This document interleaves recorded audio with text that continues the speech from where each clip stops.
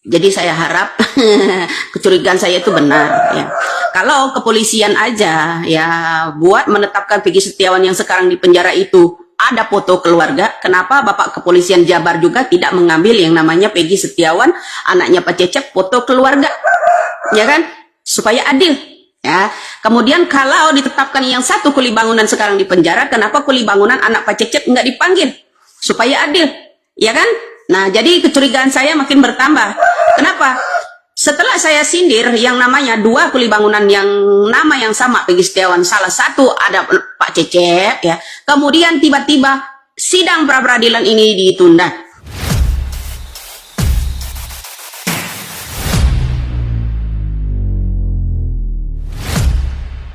Banyak banget sandiwara pada kasus Vina dan Eki di Cirebon. Banyak banget sandiwara para figur-figur yang diduga pelaku ya. Banyak banget gitu. Ada yang pura-pura jadi ini jadi itu ya. Sebenarnya gampang aja gitu kan untuk tesnya tuh.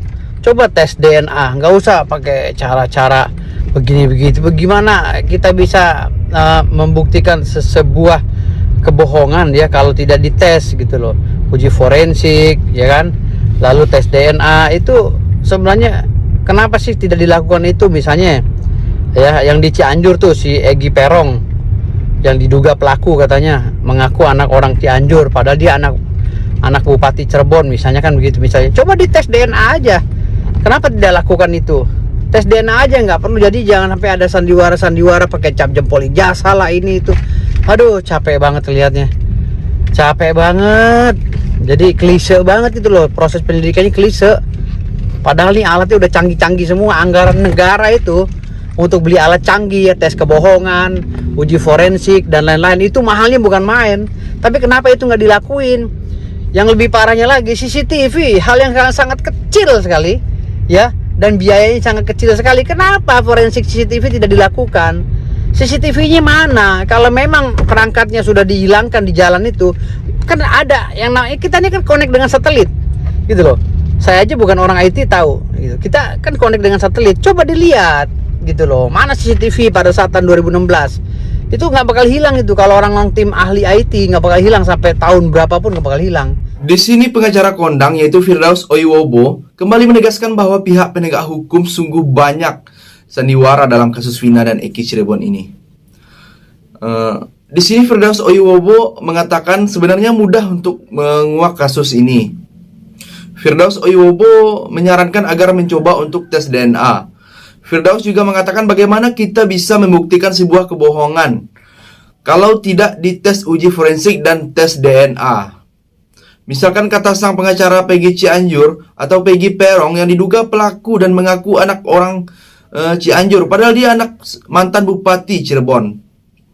Sang pengacara sekali lagi menyarankan coba tes DNA saja. Jadi, kata Firdaus jangan sampai ada sandiwara pakai cap jempol ijazah ini dan itu. Jadi, bagaimana pendapat kalian? Silahkan tulis komentarnya di bawah. Finally yang gue tunggu-tunggu keluar juga konferensi persnya Peggy ya, walaupun menurut gue ada sedikit kejanggalan itu menurut gue gitu kan. Yang pertama adalah di awal kita rilis 3 DPO, terus tiba-tiba berubah jadi 1 DPO aja, which is ya si Peggy yang udah tertangkap. Terus pertanyaan gue yang 2 lagi kemana nih? Fiktif kah? Atau kemana? Aduh, gue hanya Tuhan yang tahu lah ya itu ya. Yang kedua itu si Peggy yang diduga si Peggy itu dia nggak dikasih kesempatan sama sekali untuk berbicara sampai dia harus mengeluarkan kata-kata ya dia ya bukan dia gitu ya, bukan dia gitu. Itu 2 itu gue jujur pas lihat videonya gue kaget banget ya si konferensi persnya. Nggak tahu kenapa gue nggak puas aja gitu, kayak masih janggal aja menurut gue. Nah balik lagi ke VT gue, kalau misalnya kalian ngikutin ya di situ gue selalu mempertanyakan Linda kemana. Menurut gue nih Linda lo keluar deh. Harusnya dia tuh tahu ya Peggy mukanya kayak gimana.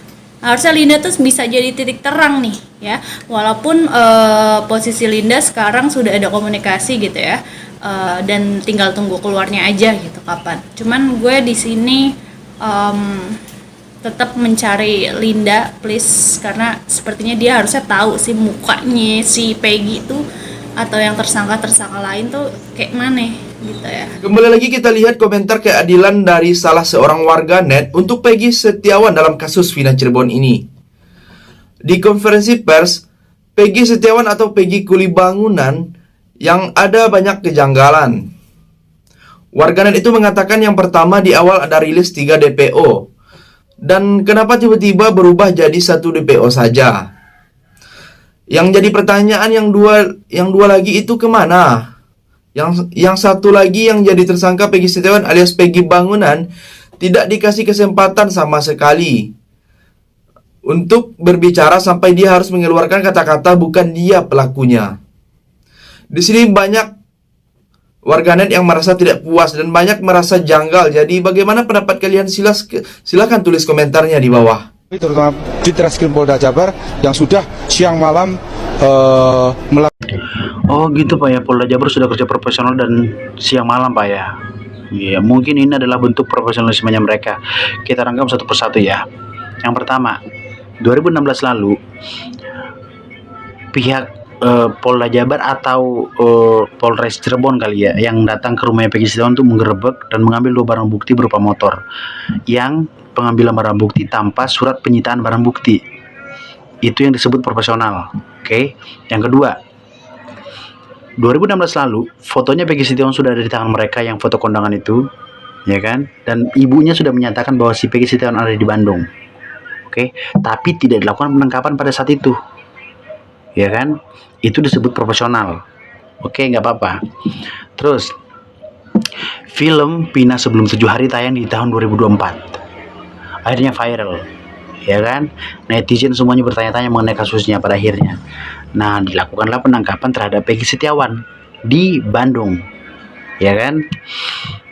Terus pada saat press conference, barang bukti yang diberikan oleh pihak Polda Jabar adalah KTP, ijazah, dan surat-surat lainnya. Sementara ini adalah kasus-kasus, ya kan? Mereka memberikan bukti berupa KTP dan ijazah dan lain sebagainya untuk menyatakan bahwa itu adalah Peggy Setiawan. Benar itu Peggy Setiawan, nggak ada yang bilang kalau itu bukan Peggy Setiawan. Benar itu Peggy Setiawan, benar. Terus itu profesional ya Pak ya. Kita anggap itu profesional. Terus DPO dari surat putusan hasil ingkrahnya dari pengadilan bahwa ada 3 DPO, ya kan? Terus pas 2024 press conference menyatakan hanya 1 DPO, yang 2-nya hanya fiktif. Itu profesional. Kalian kerja siang malam hanya untuk membuat kefiktifan itu. Luar biasa sih kalau aku bilang. Itu aja hal-hal kecil yang publik tahu bahwa itu janggal, tapi kalian anggap itu profesional gitu Pak. Nggak malu ngomong gitu di media. Dan terakhir, di sini komentar dari salah seorang warganet yang menyoroti para pihak penegak hukum. Di sini warganet ini tampak mengatakan bahwa pihak Polda Jabar sudah bekerja siang dan malam dan profesional itu adalah bohong. Warganet itu mengingat 2016 lalu pihak Polda Jabar yang datang ke rumah Peggy Setiawan yang mengambil barang bukti berupa motor dan mengambil barang bukti tanpa surat penyitaan barang bukti.